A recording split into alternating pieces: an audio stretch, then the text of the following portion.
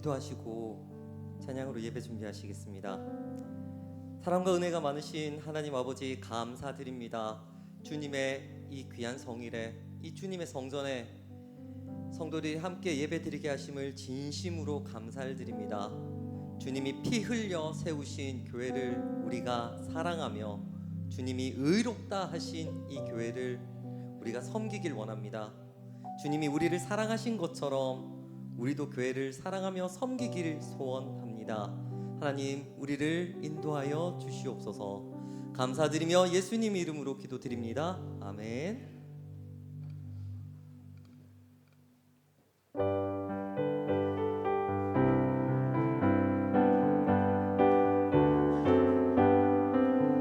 죄짐에 눌린 사람은 다 주께 나오라.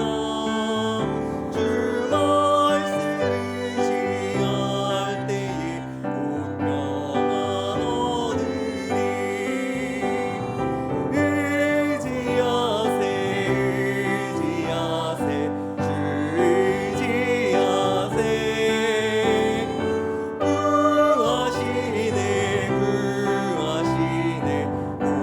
죄짐에 눌린 사람 1절 한번 하시겠습니다. 죄짐에 눌린 사람은 다 주께 나오라. 주 말씀 의지할 때에 곧 얻으리.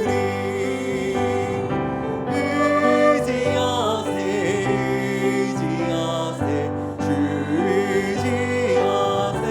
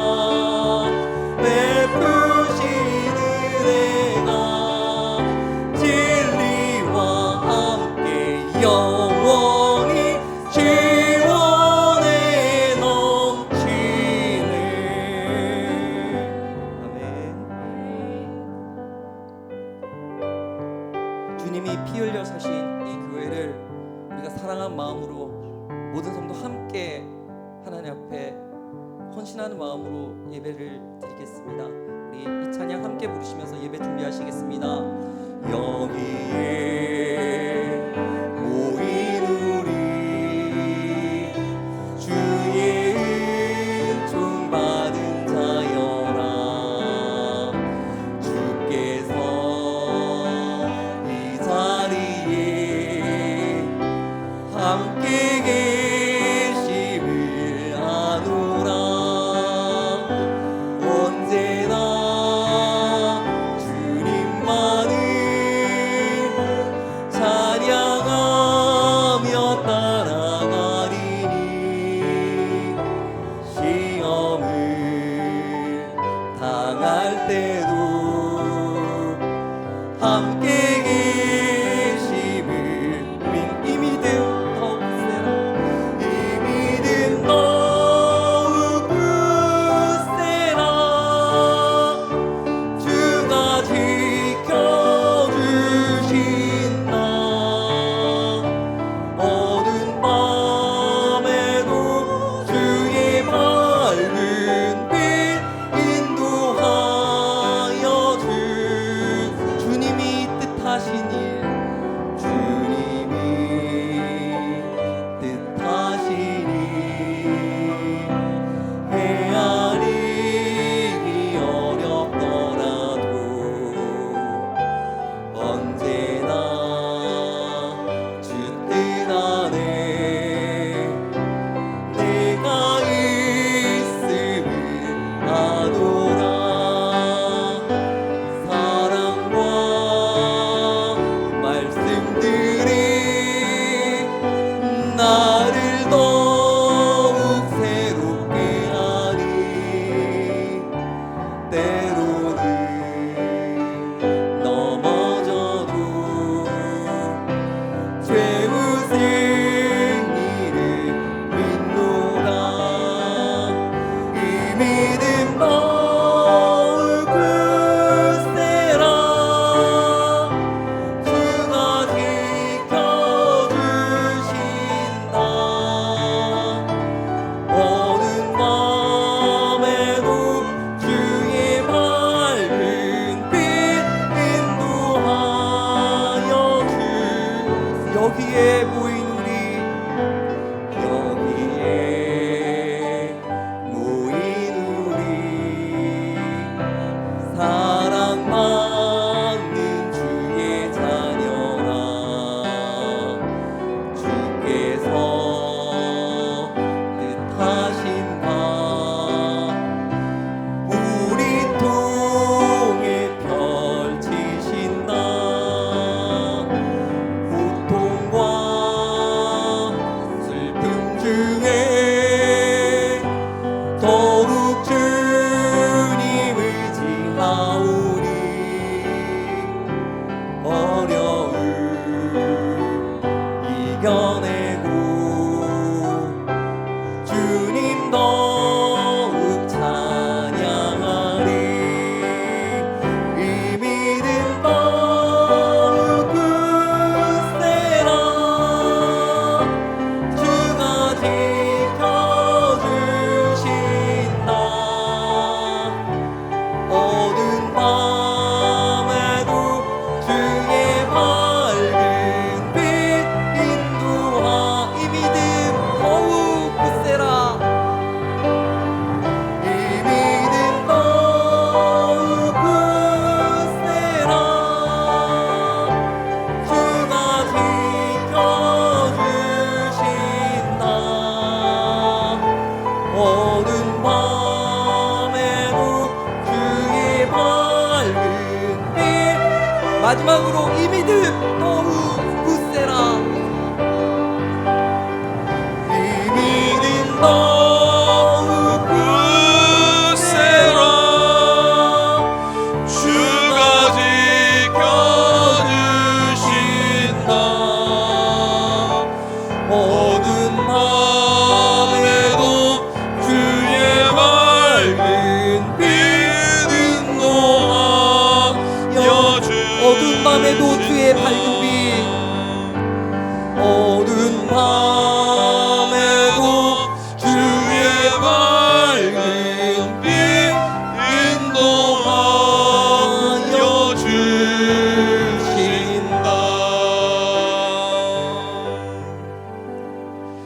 그런즉 누구든지 그리스도 안에 있으면 새로운 피조물이라. 이전 것은 지나갔으니 보라 새 것이 되었도다. 여호와의 모든 백성들아 우리를 새롭게 하시는 하나님께 예배할지어다. 아멘.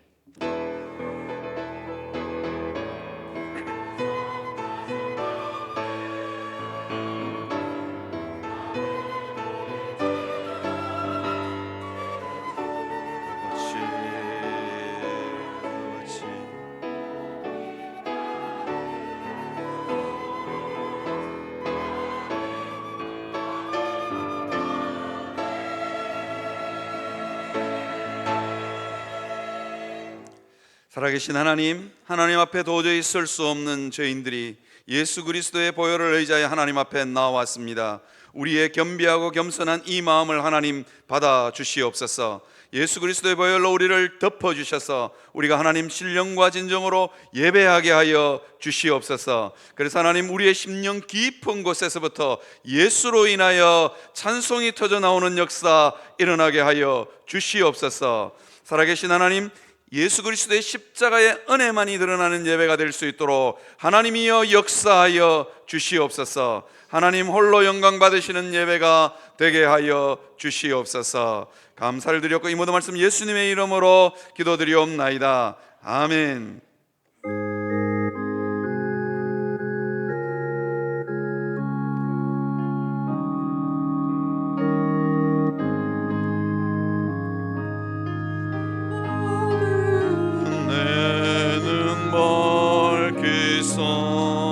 진리를 보게 하소서. 진리의 열쇠 내게 주소. 참빛을 찾게 하소서.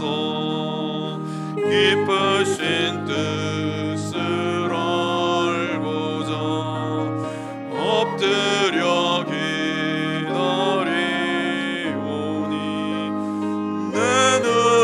뜨게 하소서.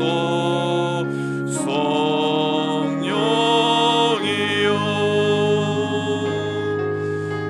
맡겨진 내 귀 여시사 주님의 귀한 음성을 이기로 밝히 들을 때에 기쁨을 영없겠네.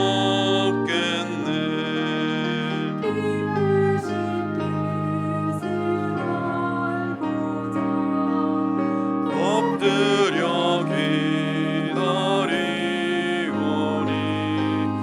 내 길을 열어주소서.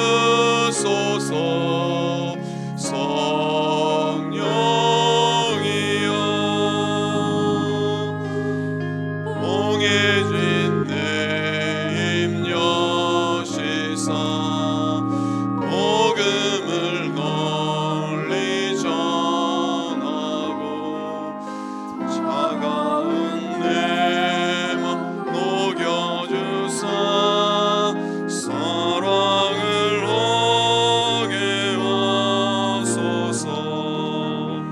깊으신 뜻을 알고자 엎드려 기다리오니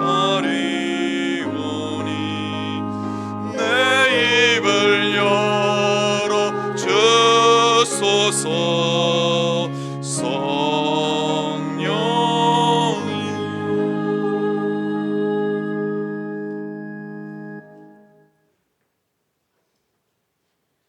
주의 천지를 창조하셨으며 영원히 존재하시는 하나님 아버지, 우리에게 생명을 주시고 구원을 주심을 감사드립니다. 또한 이 시간 예배의 자리로 불러주시어 강단을 통해 생명의 말씀을 공급받게 하여 주시니 감사드립니다. 지난 한 주간도 혼잡한 세상의 문화에 휩쓸려 말씀대로 살지 못했고 착하고 충성되게 살아야 했지만 그렇게 살지 못함을 주님 용서하여 주시옵소서. 우리의 작은 신음에도 응답하시는 하나님, 이 시간 우리의 기도가 향이 되어 하나님께 상달되어 감을 믿습니다. 이 시간 예배를 드리며 기도할 때에 우리의 죄의 사슬들과 결박들이 풀리고 성도들의 슬픔과 고통들이 사라지고 우리의 영이 회복되게 하여 주시옵소서. 믿지 않는 가족 구원을 위한 기도에 주님 응답하여 주시옵소서. 성도들의 직장과 생업에 형통한 복을 내려 주시옵소서. 육신의 질병으로 힘든 고난의 과정을 지나고 있는 성도들의 기도와 신음소리에 응답하여 회복되게 하여 주시옵소서. 2024년도 새롭게 출발하는 시점에 있습니다. 또한 우리 영원함 교회가 올해로 50주년을 맞이했습니다. 새 포도주는 새 부대에 넣어야 할 것이라 하신 그 말씀을 기억하며 나아갑니다. 과거의 잘못된 전통과 관습을 버리고 이채원 담임 목사를 중심으로 새로운 비전과 계획을 새 부대에 담아 새롭게 출발하려고 합니다. 이 일에 사탄 마귀가 틈타지 못하도록 지켜보아여 주시옵소서. 우리의 계획하는 모든 일들은 다 하나님의 주권에 달려 있습니다. 우리의 계획들이 하나님 나라와 그 뜻대로 이루어지게 하여 주시옵소서. 우리 영원한 교회에 말씀이 풍성하게 하옵시고 화평한 교회가 되게 하여 주시옵소서. 기도의 용사들이 많아지고 성령의 불길이 타오르며 선교와 전도의 뜨거운 열정이 불일듯 일어나서 많은 새로운 영혼들이 영원한 교회로 모여들게 하여 주시옵소서. 영원한 교회의 주일학교 자녀들이 하나님을 만날 수 있도록 은혜를 허락하여 주시옵소서. 믿음을 주시옵고 새롭게 각 부서를 맡은 교육자들과 지도하는 교사들에게 맡겨주신 영혼들을 사랑으로 잘 이끌어갈 수 있도록 성령 충만함과 지혜와 능력들을 채워 주시옵소서. 이 시간 생명의 말씀을 전하는 이채원 담임 목사님에게 말씀의 능력을 부어주시어 모든 성도들이 말씀으로 공급받고 변화되어 하나님의 충성된 종들로 세상 속에서 살아가게 하여 주시옵소서. 오늘도 할렐루야 찬양대의 찬양을 흠량하여 주시옵고 그 찬양들이 우리 모두의 고백이 되게 하여 주시옵소서. 감사드립니다. 이 모든 말씀 우리 구주 예수 그리스도의 이름으로 기도드리옵나이다. 아멘.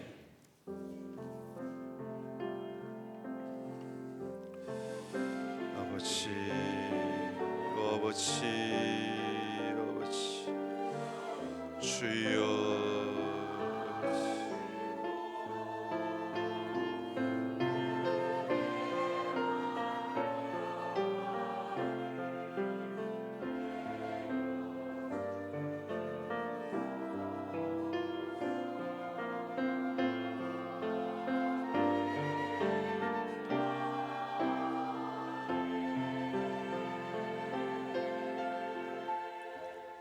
나는 전능하신 아버지 하나님, 천지의 창조주를 믿습니다.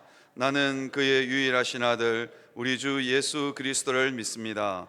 그는 성령으로 잉태되어 동정녀 메리에게서 나시고 본디오 빌라도에게 고난을 받아 십자가에 못 박혀 죽으시고 장사된 지 사흘 만에 죽은 자 가운데서 다시 살아나셨으며 하늘에 오르시어 전능하신 아버지 하나님 우편에 앉아 계시다가 거기로부터 살아있는 자와 죽은 자를 심판하러 오십니다. 나는 성령을 믿으며 거룩한 공교회와 성도의 교제와 죄를 용서받는 것과 몸의 부활과 영생을 믿습니다. 아멘. 네, 하나님의 말씀은 신약성경 히브리서 1장 1절에서 2절에 있는 말씀입니다. 신약성경 히브리서 1장 1절에서 2절에 있는 말씀. 제가 가진 성경으로 신약성경 353페이지입니다. 353페이지입니다. 찾으셨으면 한 목소리로, 본문이 짧았어요. 한 목소리로 다 같이 천천히 봉독하도록 하겠습니다. 옛적에 선지자들을 통하여 여러 부분과 여러 모양으로 우리 조상들에게 말씀하신 하나님이 이 모든 날 마지막에는 아들을 통하여 우리에게 말씀하셨으니 이 아들을 만유의 상속자로 세우시고 또 그로 말미암아 모든 세계를 지으셨느니라. 아멘.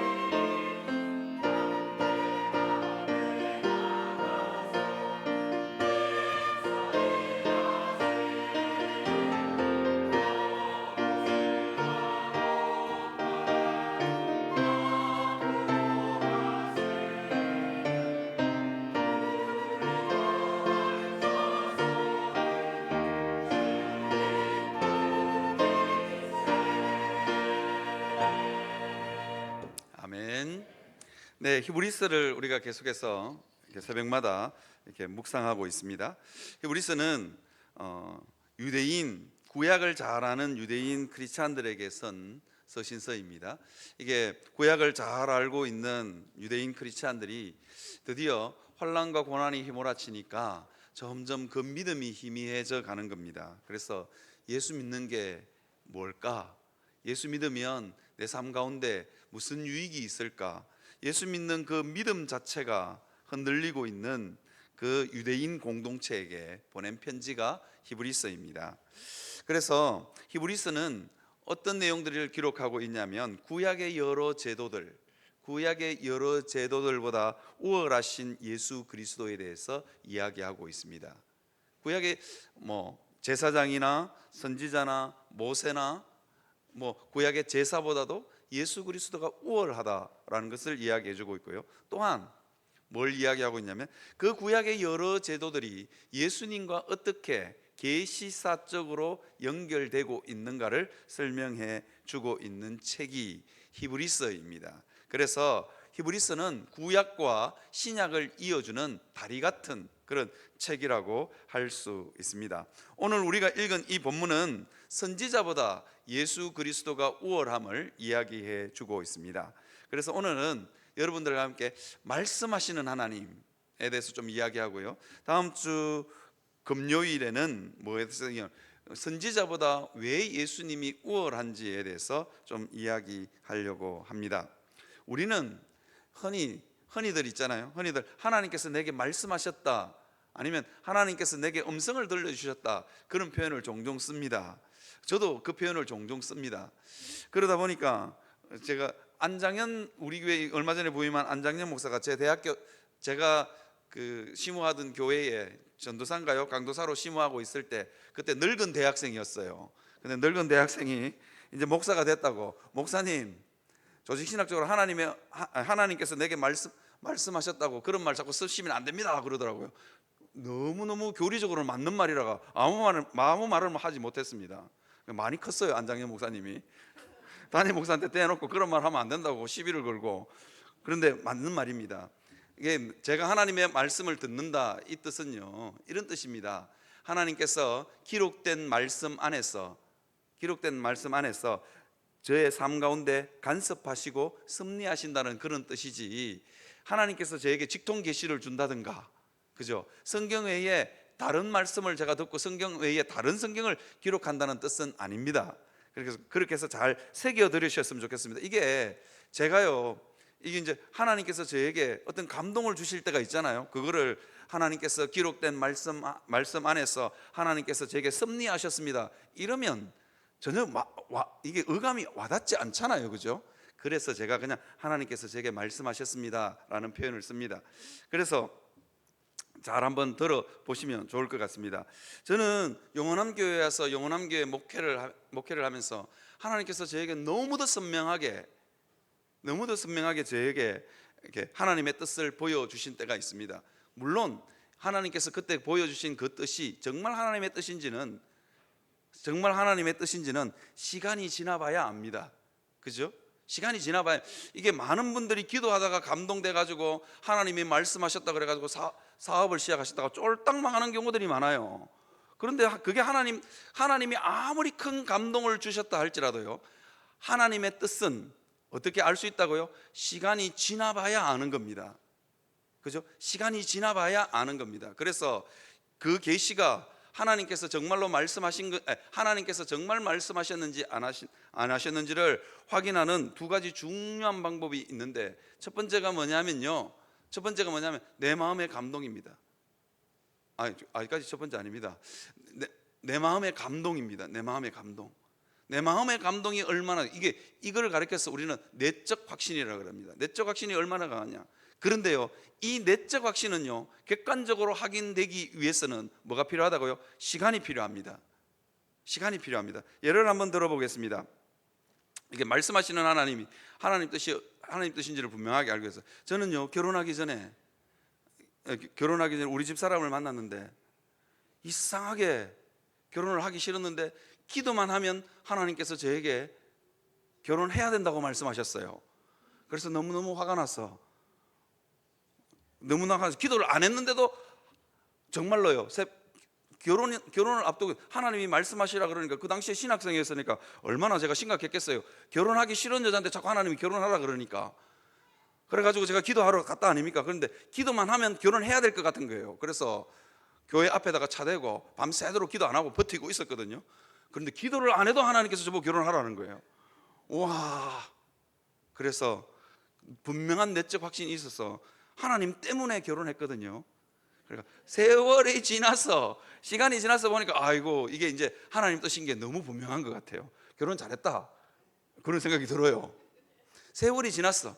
그럼 우리 집 사람한테 한번 물어봐. 우리 집 사람의 이야기를 들으면요, 우리 사람은 저보다도 저한테 완전히 더 아주 콧방귀를 낍니다. 자기도 하나님이 결혼하라 해서 했다는 거예요.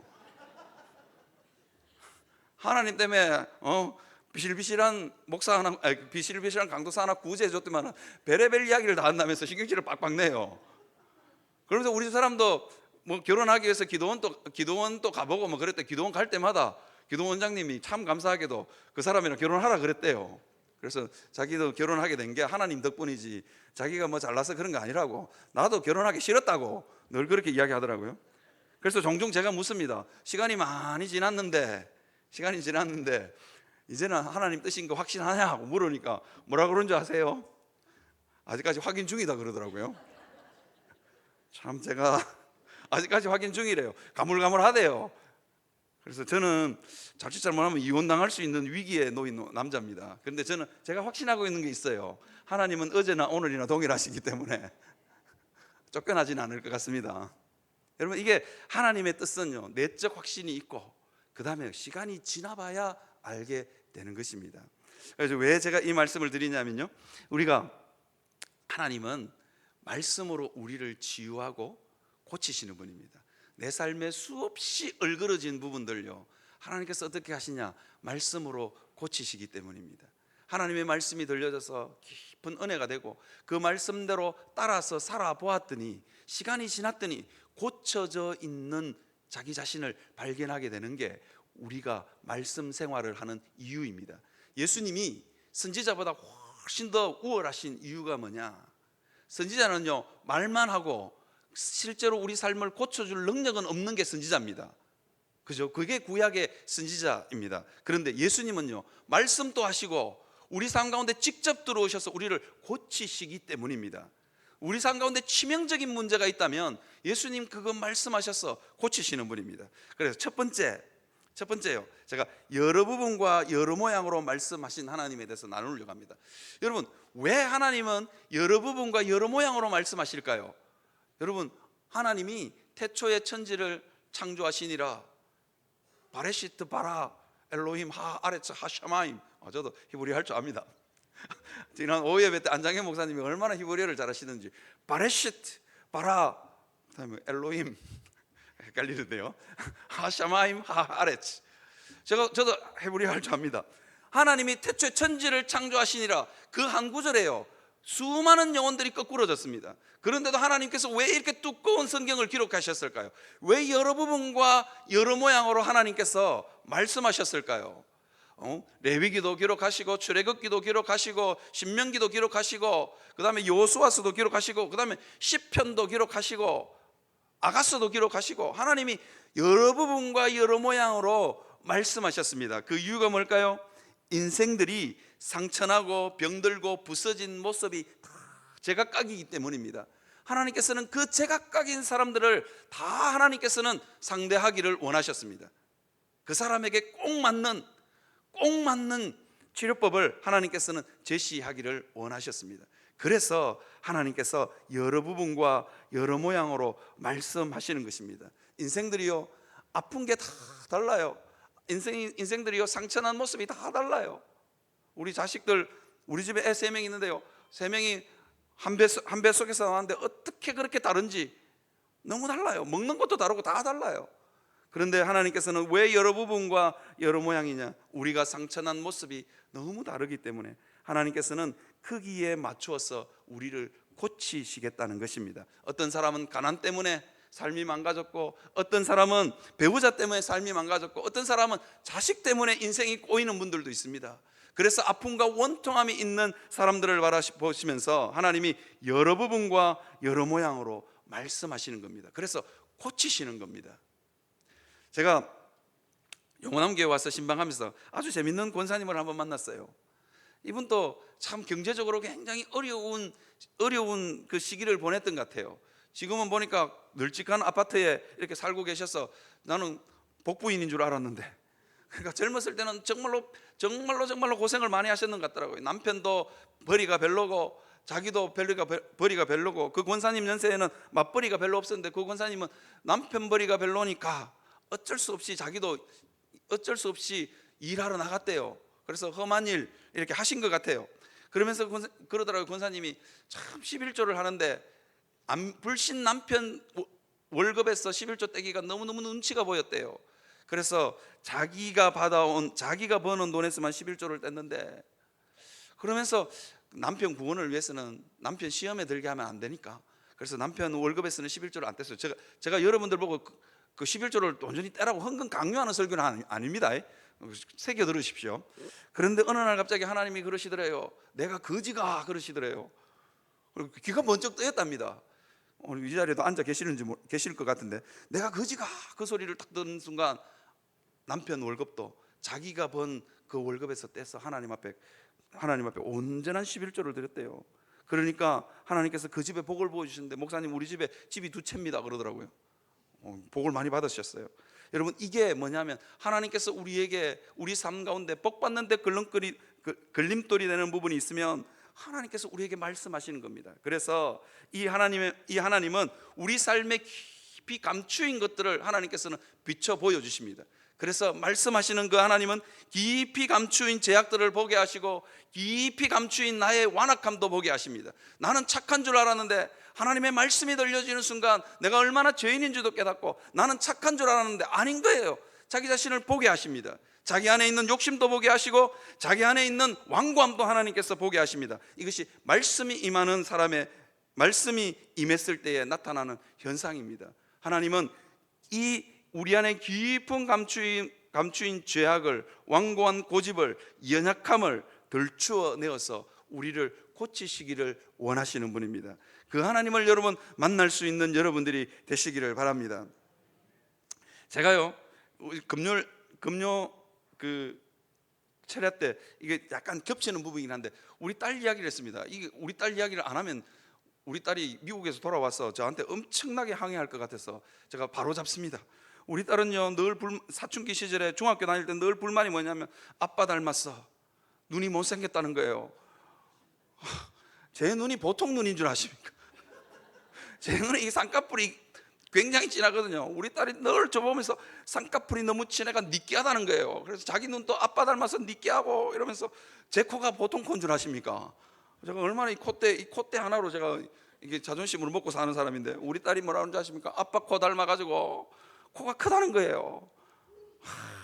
정말로 얼마나 그러면서 뭐라 하냐면 찡찡거리면서 늘 나는 돈 벌면 성령할 거야 뭐 그러는 거예요. 그 소리 딱 들으니까 제가 어떤 생각이 드냐면 목사 딸이 저런 썩어 빠진 사고방식으로 세상을 산다고 생각하니까 제가 막 마음이 무너지는 거예요. 저는 우리 딸은 안 그럴 줄 알았거든요. 그런데 제가 그래서 한 소리 했더니 그런 썩어 빠진 생각으로 그런 말 하면 안 되는데 사춘기 딸한테 그런 썩어 빠진 생각으로 어떻게 사냐고, 그리고도 네가 목사 딸이냐고 내가 한 대 확 쏘아붙였거든요. 그러니까 우리 딸이 가만히 있으면 되는데 뭐라고 한 줄 아세요? 저보고 뭐라고 하냐면 내가 돈 벌면 내가 성형수술 할 것도 아니고 그냥 그렇다는 건데 그 말 했다고 아빠가 내보고 썩어 빠졌 생각 가지고 머리가 썩어 빠졌다고는 그 말 했다고 뭐라는 줄 아시면 돈 벌면 진짜로 성형수술 해버릴 거라고 제 속을 확 긁어 놓는 거예요. 제가 그 이야기를 들을 때마다 정말로 딸의 앞날을 보니까 너무 암담한 거예요. 성형수술 한다는 것, 목사 딸이 성형수술 한다는 것도 너무 속상하고 아빠한테 그냥 속을 휙 뒤집어 놓는, 안 할 거면서 돈만 벌어라 내가 성형수술 해버린다 막 그러면서 아빠 때문에 내가 진짜 이러면서 빡빡빡 대드는 우리 딸을 보면서 제 마음이 너무 아팠습니다. 그래서 하나님 앞에 와서 제가 기도를 했습니다. 하나님, 진짜 우리 딸 때문에 속이 문드러집니다. 하나님, 저 우리 딸이 앞으로 저 예수 제대로 믿겠냐고 그렇게 하나님 앞에 기도했더니 하나님이 저에게 뭐라고 말씀하셨냐면 이렇게, 이 목사, 네 딸 진짜 아빠가 누구지? 그렇게 저에게 물으셨습니다. 그래서 제가 당당하게 대답해요. 하나님, 그것도 모르십니까? 저놈의 성질을 보세요. 딱 제 딸입니다. 제가 그러니까 하나님이 뭐라냐면 하나님이 아니다 그러시더라고요. 뭐라냐면 네 딸 진짜 아빠는 내다는 거예요. 제가 그 말에 딱 끄꾸러졌습니다. 내가 육신의 아비인 나도 딸을 보면서 속이 문드러지고 그렇게 걱정하고 염려하는데 하나님은 오죽하실까 하는 생각이 딱 드니까 하나님 앞에 딸이 맡겨지더라고요. 저 문제 많은 딸도 하나님이 바꾸어 놓으실 거다. 그리고도 딸은 전혀 바뀌지 않았지만 어쨌든 제 마음은 하나님이 말씀으로 고치셨습니다. 제 마음에 평안이 밀려오고요. 제가 우리 딸 때문에 새벽마다 엎드리고 울부짖는 때가 별로 없습니다. 왜냐하면 하나님께 이미 맡겼으니까요. 하나님이 알아서 해주실 거라는 확신이 저에게 너무 딱 들었기 때문입니다. 그래서 제가 어느 날 너무 확신이 딱 들어서 네 마음에 우리 딸 문제는 이제 하나님 앞에 온전히 맡기고 나니까 너무 평안이 밀려오는 거예요. 그래서 하나님이 한 말씀 더 하셨어요. 이 목사, 니는 네 딸보다 더 했다 그러시더라고요. 그래서 제가 나도 바꿔 놓으신 하나님이라면 하나님께서 우리 딸도 바꿔 놓으실 거라는 확신이 들었습니다. 여러분, 하나님께서는 우리 삶이 아무리 어둡고 우리 삶에 아무런 변화가 없어도 하나님 당신의 마음을 보여주심으로 우리 삶을 감동시키시는 하나님이십니다. 그죠? 여러분, 성경이 성경이 어떻게 기록되었습니까? 모든 성경은 하나님의 감동으로 된 것으로, 성경을 기록할 때 감동하셨던 하나님은 여전히 우리 가운데 살아 계십니다. 그래서 우리 삶 가운데 수많은 영역들을 감동하게 하십니다. 하나님 도저히 해결되지 않을 것 같은 영역들도 하나님은 감동하셔서 우리 마음의 그 아픈 상처와 도저히 해결되지 않은 걱정과 염려를 녹여내십니다. 여러분, 우리 자녀들 보면서 걱정 안 하시는 분이 있습니까? 너무너무 걱정을 달고 사시죠. 달고 사심에도 불구하고 감동하시는 하나님, 성경을 기록할 때 감동하셨던 그 하나님이 찾아오셔서 우리 삶의 어두운 모든 영역들에 대해서 하나님께서는 감동하게 하십니다. 육신의 아비도 이렇게 걱정하는데 차마 육신의 아비도 그냥 하나님일까 보냐. 이것이 저에게 하나님이 저에게 주신 감동입니다. 여러분, 그 하나님의 감동은 감동만으로 그치는 것이 아니라 하나님의 말씀은 능력이 있어서 역사하는 힘이 있습니다. 그래서 그 사람 마음을 고치십니다. 그 삶을 고치십니다. 그것을 믿으시기를 바랍니다. 이것이 하나님의 말씀의 능력입니다. 그래서 오늘 본문은 아니지만 3절에 보면 능력의 말씀으로 하나님께서 만물을 붙드신대요. 병들지 않게, 뒤틀리지 않게, 상처나지 않게 고치시는 분이 우리 하나님이십니다. 그 감동하시는 하나님을 만나시는 여러분들이 되시기를 바랍니다. 그리고요, 그 능력의 말씀으로 우리 삶을 고치시는 하나님, 그 하나님을 여러분 경험하시는 여러분들이 되시기를 바랍니다. 저는요, 우리 딸이 어느 날 갑자기 바뀐 걸 알았어요. 그렇게 애먹이던 그 딸 머릿속에 든 거라고는 성령 수술밖에 없는 우리 딸을 바라보면서 그 딸이 바뀔 거라고는 상상을 못 했어요. 바뀐 걸 저는 몰랐어요. 나는 안 바뀔 줄 알았어요. 내 마음만 하나님께서 고쳐주셨다고 생각했는데 어느 날 우리 집에 둘째 아들이 자기 엄마 보고 엄마, 누나가 어디 아픈 것 같대요. 왜 그러냐 그러니까 누나는 맨날 내한테 고함 지르고 신경질 부르고 그리고 협박하고 그게 누나의 삶이라는 거예요. 미국에서 있다가 전화 와가지고 뭐 안 해주면 니 한국에 들어가면 니 때려 죽인다 그러고 협박하고 그것도 아니면 신경질 빠락빠락 부리는 게 누나였는데 어느 날 갑자기 누나가 전화 와가지고 뭐라 하냐면 자기한테 하나님 이야기를 하고 신앙 이야기를 한다는 거예요. 그리고는 뭐라 하냐면 자기는 중학교 때 외모에 빠져가지고 중학생 때 공부 못 했는데 너무 후회한다고. 니는 그러지 말라고. 아이고, 딸이 막 그런 이야기를 하니까 우리 아들이 정신을 못 차리는 거예요. 그리고는 성경 읽기를 녹음해가지고 우리 아들한테 보내준 거예요. 우리 아들이 뭐라 그러는지 엄마, 사람이 죽을 때가 되면 변한다는데 죽을 때가 되면 변한다는데 누나 어디 아픈지 한번 알아봐라면서 그러는 거예요. 정말로 보니까 많이 변했어요. 사춘기 시절에 머릿속에 든 거라고는 성경밖에 없는 아빠 속 긁어 넣는 걸로 자기 기쁨을 삼았던 딸이 어느 날 바뀌었어요. 내한테도 성경 읽기 녹음해가 보냈더라고. 와, 그래서 나도 야가 죽을 때가 됐나? 그래 알아보니까 하나님이 만지신 거예요. 우리 사람 보고 왜 그래 갑자기 야가 와 이러냐고. 저도 진짜 죽을 때가 된 줄 알았다니까요. 그러니까 그렇게 물어보니까 우리 딸이 그 몇 주간 최근에 하나님이 깊이 만지신 거예요. 여러분, 하나님의 말씀은 능력이 있습니다. 그죠? 그 하나님의 말씀을 여러분 감동하시는 하나님의 말씀, 능력의 말씀으로 우리 삶을 찾아오시는 그 하나님을 만나시는 여러분들이 되시기를 바랍니다. 성경이 기록될 때 감동하셨던 하나님, 그죠? 그 하나님은 여전히 살아가셔서 우리 삶을 감동하게 하시는 분입니다. 여러분, 우리 삶이 너무 힘들고 어렵고, 그죠? 걱정과 염려가 늘 몰아치는데 여러분, 세상의 그 풍랑이 너무 크고 거칠어서 우리 삶이 여러분 메마르고 걱정과 염려가 밀려오고 불행하고 고통스러운 것 같죠? 천만에요. 감동하시는 하나님을 만나지 못했기 때문입니다. 여러분, 하나님이 우리 심령 가운데 감동하시면요, 여러분 세상이 아무리 고달퍼도 세상살이가 아무리 힘들어도 여러분 그 삶 가운데 은혜가 넘친다니까요. 여러분 한번 물어볼까요? 엄마 품속에 있는 아기가 태풍이 몰아치든 눈보라가 휘몰아치든 엄마 품속에 있는 아기가 여러분 우는 것 보셨습니까? 하나님은 우리를 꼭 감동하시는 하나님이 우리를 꼭 품고 있으면 엄마 품속에 있는 아기는요, 태풍이 불어도 눈보라가 휘몰아쳐도 엄마 품속에 있음에 그냥 세근세근 잠들 수 있는 이유가 엄마 품이기 때문에 그렇습니다. 사랑하는 성도 여러분, 하나님의 그 감동하시는 하나님의 품에 머물 수 있는 여러분들이 되시기를 바랍니다. 그래서 세상의 풍랑을 이기시는 여러분들이 되시기를 주의 이름으로 축원합니다. 여러분, 두 번째로 여러분들에게 제가 나누고 싶은 말씀이 있는데요, 그게 뭐냐면요, 두 번째, 이 모든 날 마지막에 아들로 말씀하신 하나님에 대해서 여러분들과 좀 나누려고 합니다.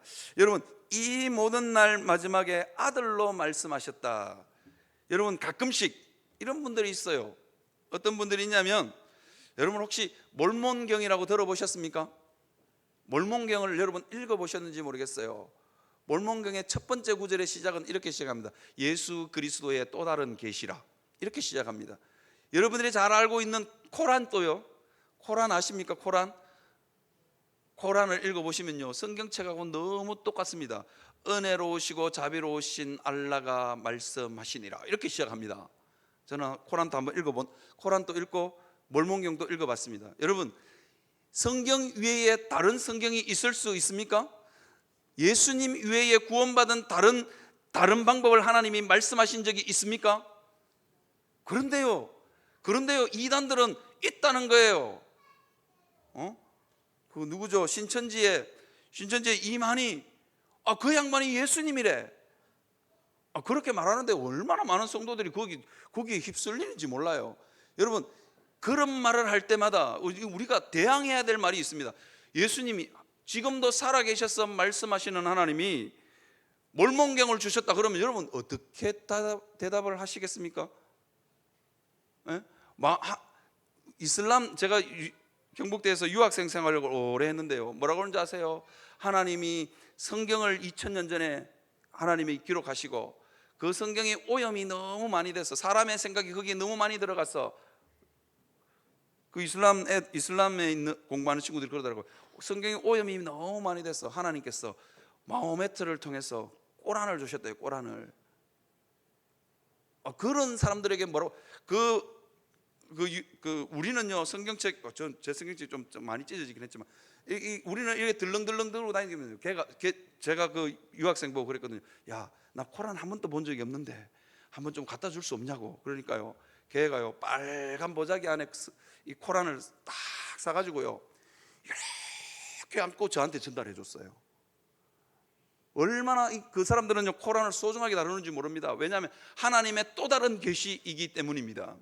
그리고요, 유학생 집에 가끔씩 내가 식사 초대받아서 가잖아요. 코란을요, 방바닥에 두는 경우가 없습니다. 그 집에서 제일 높은 곳에 코란을 둡니다. 그것도요, 빨간 보자기 아니면 노란 보자기, 금빛 보자기 같은 데 싸가지고요, 탁 올려놓습니다. 그 정도로 소중하게 됩니다. 이유가 뭐냐? 그게 하나님의 또 다른 계시라는 거예요. 여러분들이 그런 말씀을 들을 때마다, 아이고야, 하나님이 살아계시는데 말씀하시는 하나님이 죽은 하나님도 아니고 또 다른 계시를 말씀할 수 있겠네 라는 생각이 들었을 때, 그런 말을 하는 사람들이 여러분 찾아왔을 때, 이만희가, 정명석이가 새로운 하나님이다, 하나님이 2000년 전에 말씀하신 하나님이 말을 바꿨다, 그래가지고 이만희가 이제 구세주다, 정명석이가 구세주다, 하나님께서 또 다른 성경을 기록했다라고 말하는 사람들이 찾아오면 여러분 뭐라고 대답을 하시겠습니까? 이걸 대답을 제대로 못하는 사람들은 수두룩하게 받습니다. 뭐라고 대답하시겠습니까? 그래서 목사가 있는 겁니다. 그런 사람 딱 하면요, 오늘 히브리서 1장 2절을 딱 들이대십니다. 이 모든 날 마지막에 아들로 말씀하셨다는 거예요. 아들로.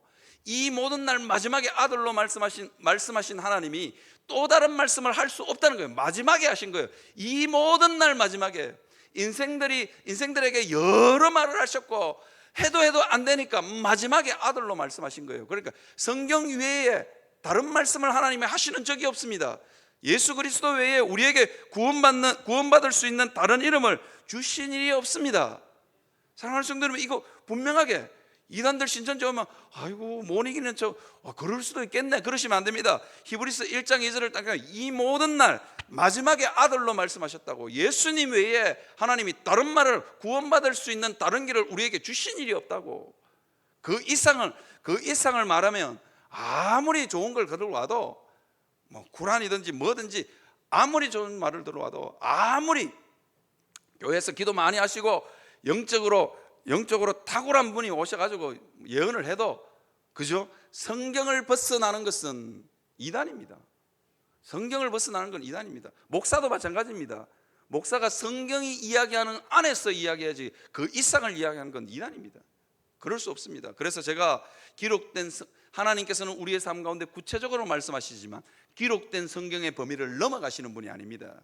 그래서 이 모든 날 마지막에 아들로 말씀하셨다, 그런 뜻이 있습니다. 두 번째는요, 이 모든 날 마지막에 이 뜻은요, 예수 그리스도가 우리의 삶에, 우리의 모든 삶의 전 영역의 해결자시라는 겁니다. 그리고 우리 삶의 죄로 말미암아 병들고 찌든 우리 삶의 유일한 치료제가 누구라고요? 모든 우리 인생의 문제의 치료제가 누구시라고요? 예수 그리스도라는 것을 우리에게 말씀해 주고 있습니다. 예수 그리스도는요, 하나님의 모든 해결책에, 인생들의 여러 모양과 여러 부분과 여러 모양으로 말씀하신 그 모든 해결책에 예수님은 직결체입니다. 그래서 예수 그리스도 안에, 이 말을 해서 성도들이 얼마나 와닿을지 모르겠지만 예수님에게 우리 삶의 모든 문제가, 해결책은 누구에게 있다고요? 예수 그리스도께 있습니다. 그래서 여러분, 예수 그리스도께 여러분 온전히 집중할 수 있는, 예수님께 초점을 맞추고 살아갈 수 있는 여러분들이 되시기를 바랍니다. 그래서 히브리서는요, 끊임없이 뭐라고 하냐면 예수를 깊이 생각하라, 믿음의 주요 온전케 하시는 예수 그리스도를 바라보자 라고 이야기합니다. 사랑하는 성도는, 우리 삶 가운데 수많은 문제들이 있을 수 있습니다.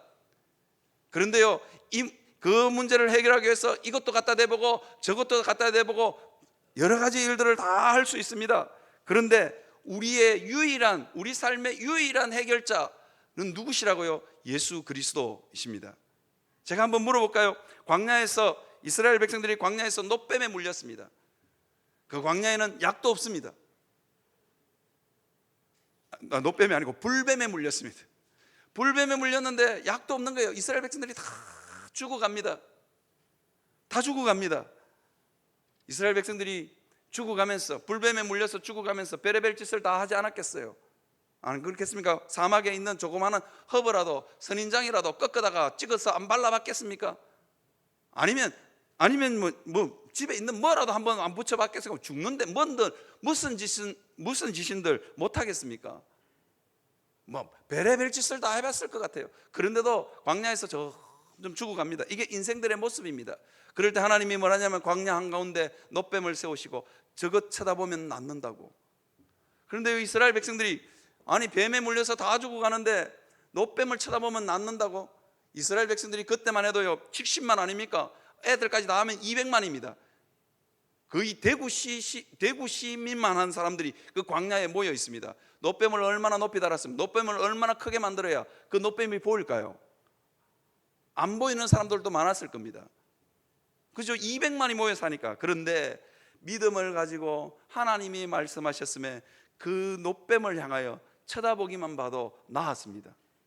이게 하나님의 역사입니다. 우리 삶에 일어나는 수많은 문제들을 바라보면서, 여러분, 예수님이라면 어떻게 하셨을까?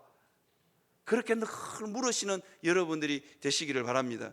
그렇게 물으면요, 우리 삶에 심각한 환난이나 심각한 문제들이 생겨나지 않습니다. 여러분, 예수님이라면 어떻게 하셨을까? 여러분, 늘 고민하며 예수님께 초점을 맞추고 살아가시는 여러분들이 되시기를 바랍니다.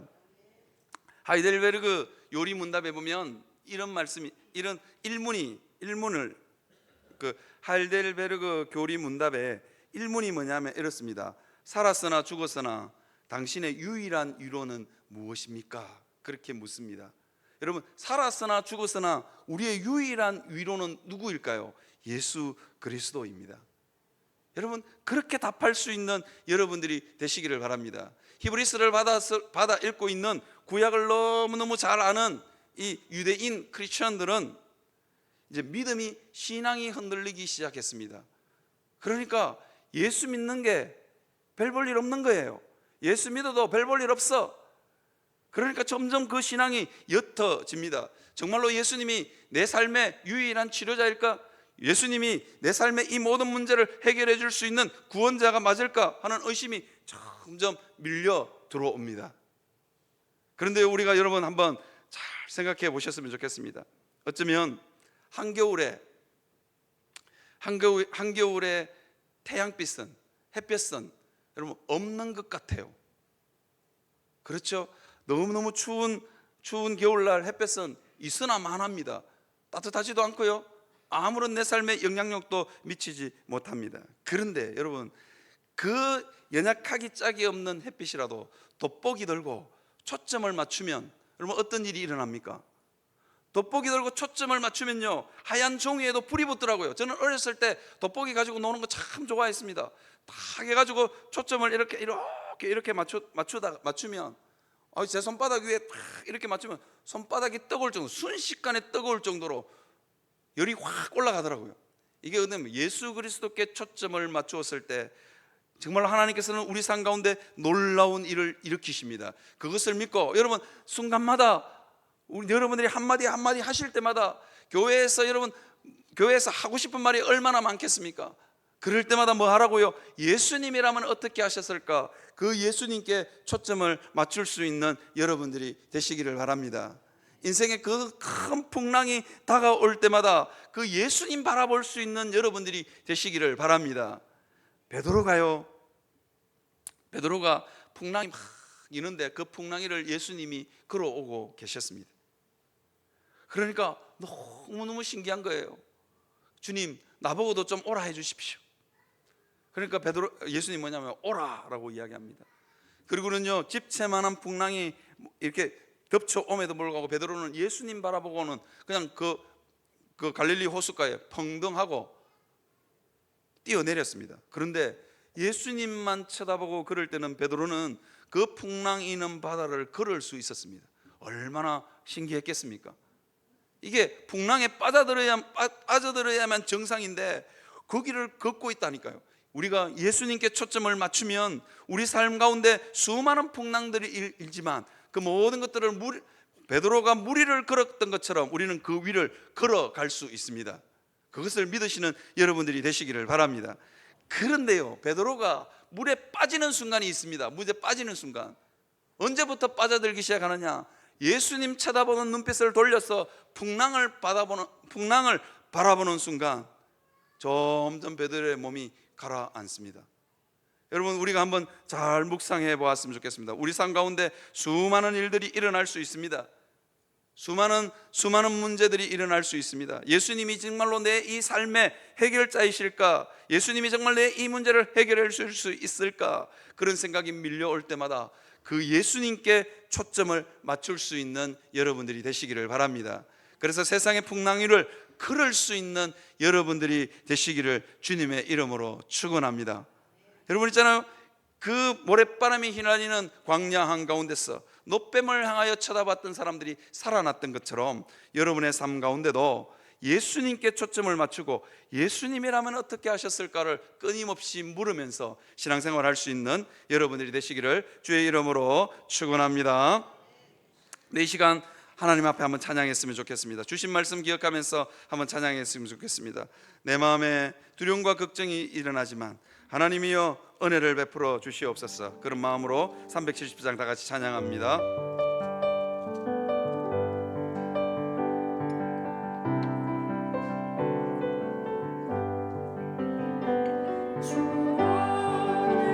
있는 나에게 단 근심이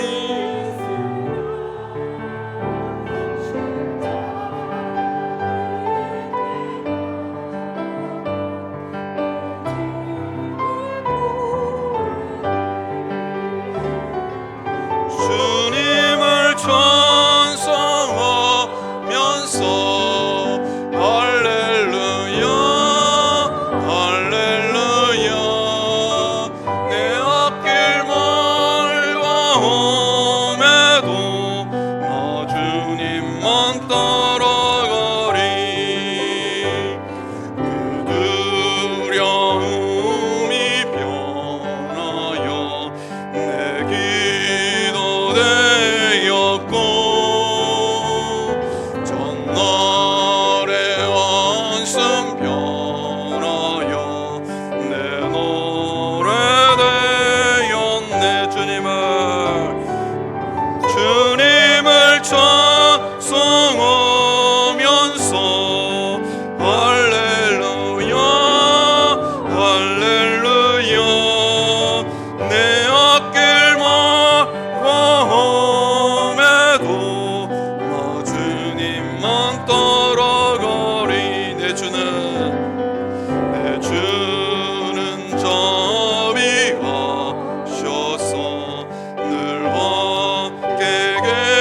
아시고 내 궁핍함을 아시고 늘 채워주시는 주님을 찬송하면서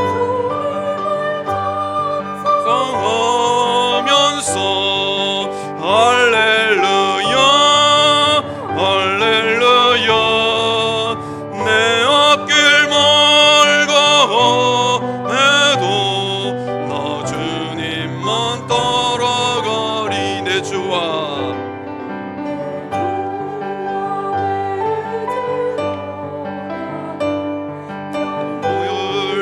물병하시니 그 날아가기까지는 늘 보시네 주님을 찬송하면서 할렐루야 할렐루야 내 앞길 멀고 험해도 나 주님만 따라가리. 이 시간 우리가 주신 말씀 가지고 하나님 앞에 한번 기도했으면 좋겠습니다. 내 앞길이 멀고 험한 이유가 무엇인 줄 아십니까? 우리가 예수님에게 초점을 맞추지 않기 때문입니다. 예수님이라면 어떻게 하셨을까 묻지 않고 내가 행동해서 환난에 빠지고 고통에 빠지고 쓰러지고 넘어지는 것이 우리입니다. 이 시간 하나님 앞에 한번 기도했으면 좋겠습니다. 하나님, 예수님께 우리의 초점을 맞춥니다. 예수님 바라봅니다. 날마다 순간마다 예수님을 깊이 생각하기를 원합니다. 그래서 하나님, 내 두려움이 변하여 기도가 되고 전날의 한숨이 변하여 노래가 되는 역사 하나님 일어나게 하여 주시옵소서. 그렇게 이 시간 주여 한번 부르고 하나님 앞에 한번 간절하게 주신 말씀 기억하면서 기도하겠습니다. 주여 하나님 아버지, 하나님 아버지 불쌍히 여겨주시기를 원합니다. 긍휼히 여겨주시기를 원합니다. 두려움이 변하여 기도가 되게 하여 주시고 전날의 한숨이 변하여 노래가 되는 역사 하나님, 날마다 십자가 앞에 가서 내 짐을 풀어놓고 예수님이라면 어떻게 하셨을까 그렇게 날마다 초점을 맞출 수 있는 우리가 되게 하여 주시기를 원합니다. 우리 믿음의 주여, 우리를 온전케 하시는 예수 그리스도를 날마다 바라보고 소망할 수 있는 우리가 되게 하여 주옵소서. 그래서 하나님, 우리 앞에 있는 이 멀고 험한 길이 되지 않게 하여 주시고 하나님 아버지 찬송의 길이 되게 하여 주시고 두려움이 변하여 기도가 되는 역사, 노래가 되는 역사 하나님 일으켜 주시기를 원하옵고 기도합니다. 깊은 환난 가운데 있는 성도들에게 주님 찾아가셔서 말씀하시기를 원합니다. 그래서 삶이 감동이 되게 하여 주옵소서. 하나님, 내 옆에 있는 성도가 감동이 되게 하여 주시고 하나님 아버지, 내 옆에 있는 배우자가 감동이 되게 하시고 자녀가 감동이 되는 역사 일어나게 하여 주시기를 원하옵고 기도합니다. 말씀으로 우리를 찾아오셔서 주여 감동하게 하여 주옵소서. 그래서 하나님, 우리의 삶의 전 영역들이 은혜가 되게 하시고 감동이 되는 역사 하나님 일어나게 하여 주시옵소서.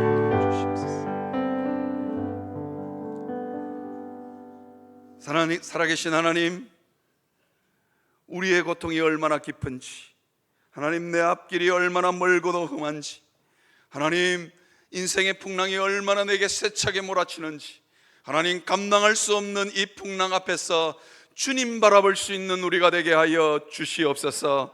하나님, 순간마다 하나님, 예수님이라면 어떻게 하셨을까 내게 분노가 치밀어 오르고 하나님 도저히 용서할 수 없는 그 순간에 하나님, 주님이라면 어떻게 하셨을까 그렇게 예수 그리스도께 우리의 눈을 맞출 수 있는, 우리의 삶의 초점을 맞출 수 있는 우리가 되게 하여 주시옵소서. 그래서 하나님, 감동하시는 하나님, 우리를 말씀으로 치유하시는 하나님을 만나는 역사 일어나게 하여 주시옵소서. 하나님, 우리를 고치시는 그 하나님의 은혜가 감사하여 드리는 이 헌금 하나님 받아 주시옵소서. 전날의 한숨 변하여 하나님 아버지 노래되는 역사 하나님 일어나게 하여 주시옵소서. 살아계신 우리 하나님 아버지, 그 은혜가 감사하여 드리는 이 헌금 받으시고 하나님 찾아가 주시기를 원합니다. 이 헌금이 쓰여지는 곳에 동일하게 하나님 아버지 하나님의 아름다운 치유의 역사가 일어나도록 주여 역사하여 주시옵소서. 이제는 우리 주 예수 그리스도의 크신 은혜와 하나님 아버지의 무한하신 사랑과 성령의 기름 부으심이 말씀으로 우리를 치유하시기를 원하시는 그 하나님께 날마다 초점을 맞추며 살아가기를 원하는 여기 모인 주의 백성들 머리 위에 그 은혜가 영원토록 함께 할지어다. 아멘.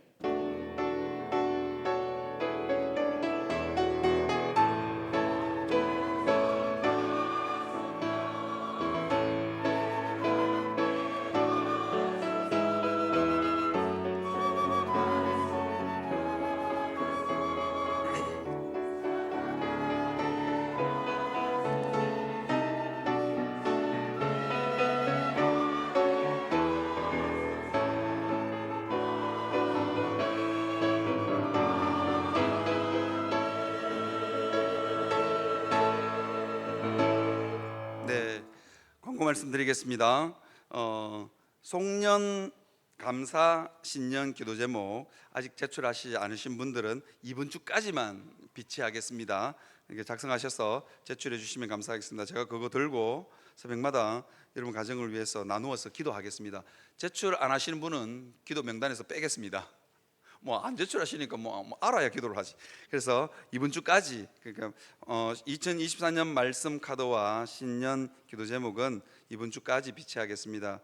작성하셔서 제출해 주시면 감사하겠습니다. 대신방을 다시 시작하려고 합니다. 이번 주에 지난주는 한 분도 요청 안 하셔서 푹 쉬었습니다. 이번 주에는 한 가정이 저한테 요청하셔서 신방 약속 잡혀 있습니다.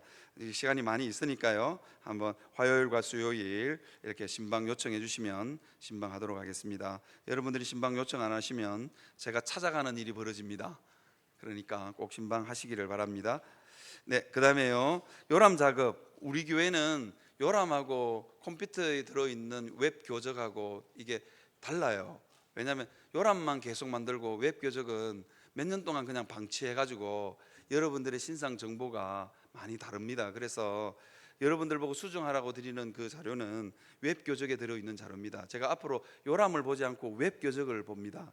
제가 신방 받으신 분은 알겠지만 제가 늘 컴퓨터를 들고 가잖아요. 거기에 있는 신방 기록들과 여러분 자료를 보고 제가 여러분들을 위해서 기도하고 합니다. 그래서 1층 로비와 식당에 비치되어 있습니다. 우리 안내하시는 권사님들이 도와줄 거니까요. 한번 우리 어르신들도 자기 정보를 꼭 전화번호가 맞는지 주소가 맞는지 꼭 한번 확인해 주시기를 바랍니다. 확인하시고는 네, 이거 확인했습니다 라고 동그라미를 치시든지 체크 표시를 꼭 해주십시오.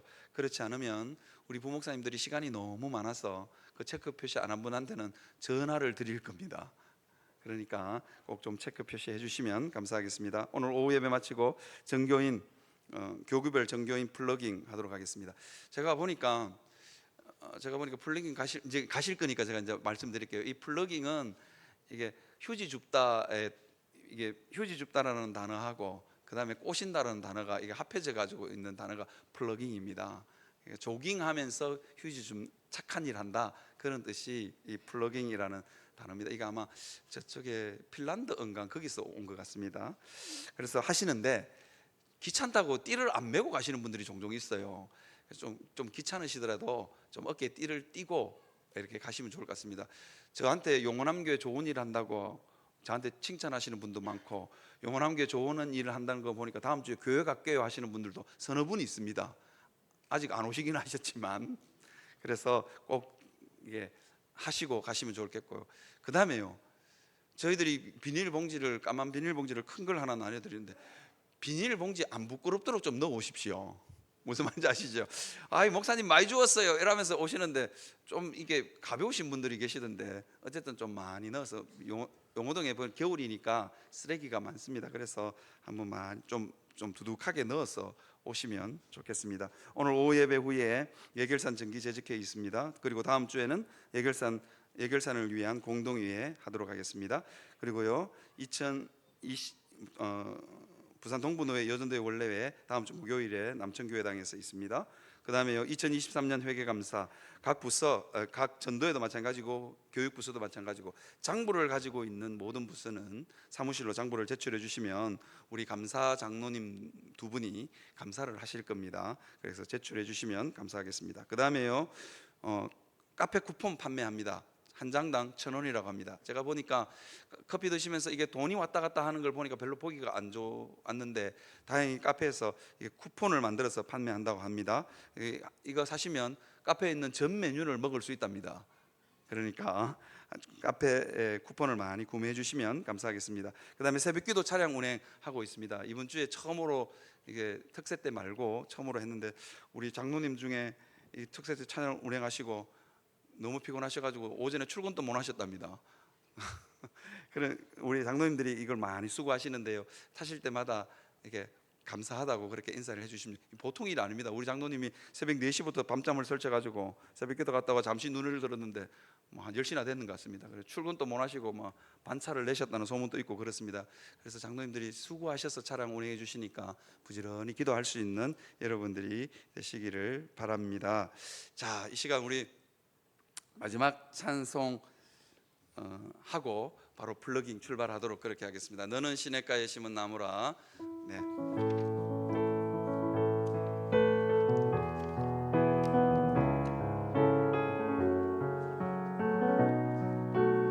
너는 시냇가에 너는 시냇가에 심은 이렇게 손을 펴서 옆에 사람 축복할까요? 우리 성가대는 중청을 향해서, 중청은 성가대를 향해서 중청 믿음 뿌리 내리고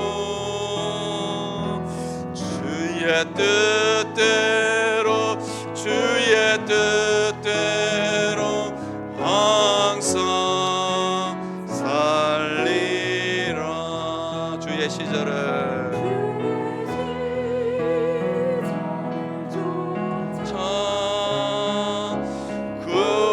열매 맺으며 주의 영어로운 빛 로운 빛 너를 보리니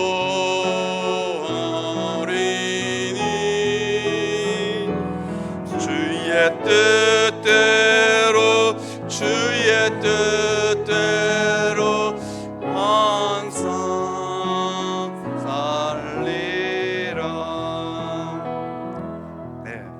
플러깅을 가야 되는데요. 자리에서 한번 일어나셔서 구호 한번 하고 가겠습니다. 제가 영어 동어를 하면 깨끗이 그렇게 마시고 가도록 하겠습니다. 전부 다 한번 자리에서 일어나셨죠? 이게 구호를 안 하니까 쓰레기를 많이 안 주우시는 것 같아요. 자, 구호 한번 하겠습니다. 영어